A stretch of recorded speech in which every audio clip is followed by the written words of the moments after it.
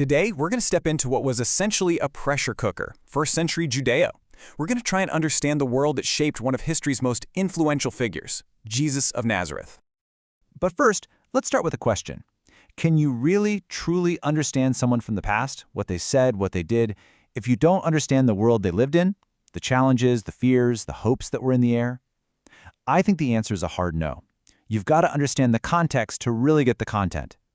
And the best way to think about this particular context, first-century Judea, is as a crucible, a container used for super high-temperature reactions. It was a place where all these intense cultural, religious, and political forces were just slamming into each other, creating an environment of incredible heat and expectation. Honestly, everything was at a boiling point. So where was all this pressure coming from? Well, let's start with the biggest one, the one that affected absolutely everyone: the crushing reality of Roman imperial rule.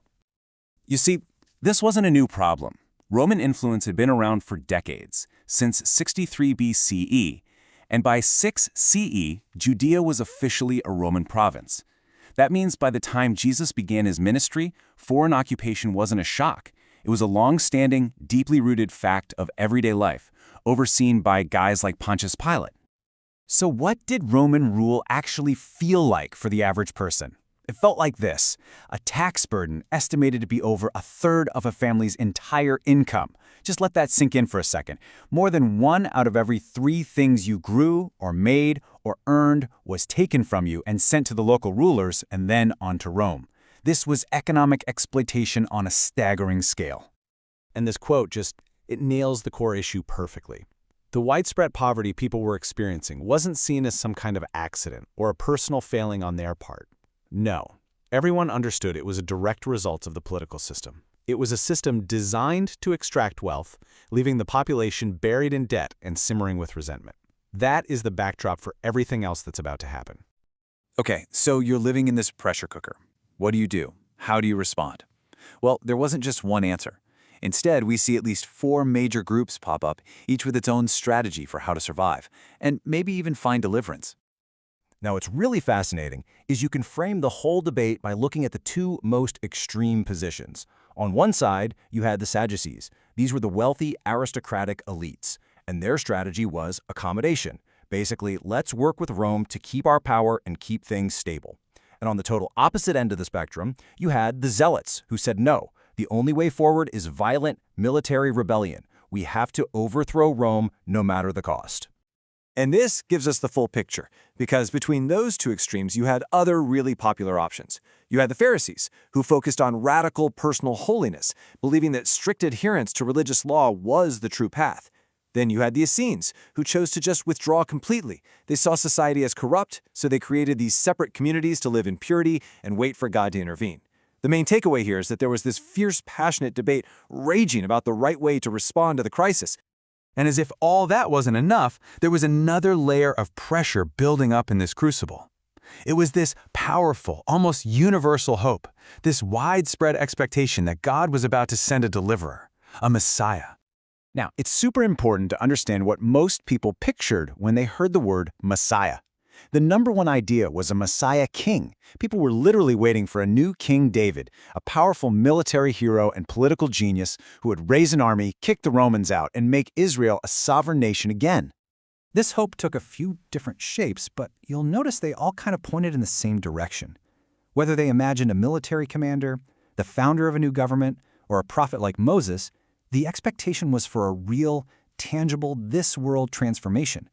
They were waiting for someone to establish the kingdom of heaven right here on earth. And for a whole lot of people, that meant getting rid of Rome first. So it's into this world, this pressure cooker of Roman oppression, competing Jewish factions, and this intense hope for a warrior king, that Jesus begins his ministry. And what's so incredible is that he doesn't choose any of the available options on the table. Instead, he forges a completely radical third way. First off, he completely rejects the violent path of the Zealots. His message was not about raising an army or fighting a war. I mean, in a world literally praying for a military savior, this was a stunning rejection of what so many people wanted to hear. But at the very same time, he completely rejects the cozy relationship the Sadducees had with power. He directly challenged their authority. especially by critiquing the temple economy that was profiting from the Roman-backed system. So he wasn't joining the establishment either. And finally, his whole approach, actively engaging with everyone, eating with outcasts, healing the sick, that was a total rejection of withdrawing from the world like the Essenes, and it went against the Pharisees' main focus on external signs of purity. He was basically clearing the entire board of all the existing options. So, if he rejected fighting, collaborating, and hiding, what was left? Well, it was something entirely new, a nonviolent ethical revolution. He took all that apocalyptic urgency that was simmering everywhere, that feeling that the world was about to end, and he totally redirected it. So let's break down this new strategy. First, he tapped into that widespread feeling that a massive change was coming. But, and this is the key, instead of pointing that energy outward toward a war with Rome, he redirected it inward.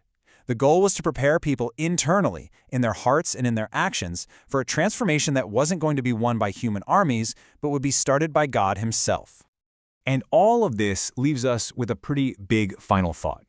When you look back at these moments of intense pressure and conflict, how often is history really shaped not by the loudest voices screaming fight or give in, but by the people who managed to find an unexpected and maybe much harder third way? It's something to think about. Thanks for joining us.